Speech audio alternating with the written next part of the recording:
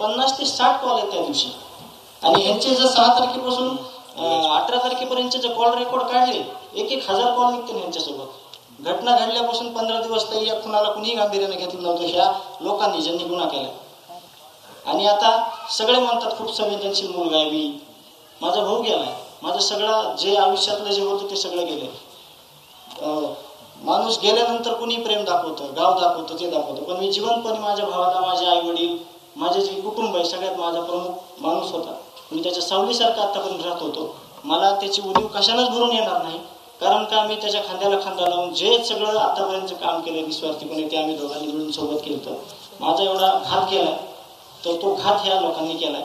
आणि असे 100वर प्रकरण असतील, तुम्हाला त्याच्यातला एक फोटो दाखवतो.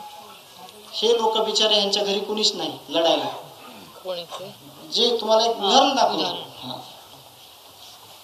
असे 100वर लोक आहेत, त्यांना अशा पद्धतीनं मारले जात आहे.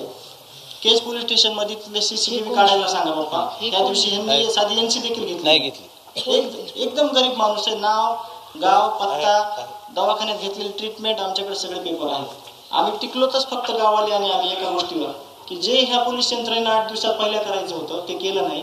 पण आम्हाला जर तसं त्यांच्यावर भरोसा टाकून बसलो असतो तर ताई आमचं कोणी ऐकून घेतलं नसतं. आमच्याकडे सगळ्या गोष्टींचे पुरावे आहेत. सगळे CCTV हे समाजातून आले, काही पत्रकार बंधन करून आले, काही चळवळीतल्या लोकांकडून आले, काही गावकऱ्यांकडून आले. हे दुर्दैव आहे.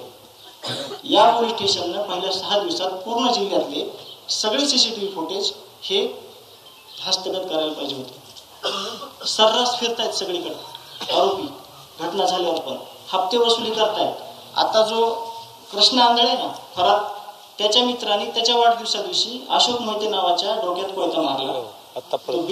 तो लातूरच्या सह्याद्री हॉस्पिटलला ऍडमिट होता आणि त्याला आम्ही सुट्टी डिस्चार्ज होताना मी गेलो होतो स्वतः तिथं. एवढ्या घाबरलेल्या अवस्थेत होता तो. आणि होमगार्ड आहे तो, स्वतः होमगार्ड आहे तो. म्हणजे ह्या घटना अगोदर पण घडत होत्या आणि पुढे सुद्धा ह्या घटना अशा घडतात की लोक जे आहेत ना, आरोपीची सुनावणी असेल ना तरी त्याचं मनोबल वाढवण्यासाठी येत आहेत आणि आम्हाला दाखवत आहेत की म्हणजे आम्ही त्यांचं समर्थन करतोय. आम्हाला कुठेतरी भीतीयुक्त वातावरणात आम्हाला भीती वाटावं. पण मी स्वतः, माझं कुटुंब आणि गाव आम्ही कधी घाबरणार नाही. आम्ही कुठल्याही स्टेजला जाऊ, आम्ही कुठेही न्यायाच्या भूमिकेत आम्ही कधी बी कुठेही उतरायला तयार आहे. गावकरी सोबत आहेत, यापेक्षा सगळे समाज, तुम्ही सगळे लोक, लोकप्रतिनिधी सगळ्या गोष्टी बाजूला ठेवून आमच्या सोबत आहेत. आम्ही ह्या ज्या गोष्टी सांगितल्यात ह्या त्रिकाला बाधित सत्य आणि ह्याचे आमच्याकडे पेपर आहेत.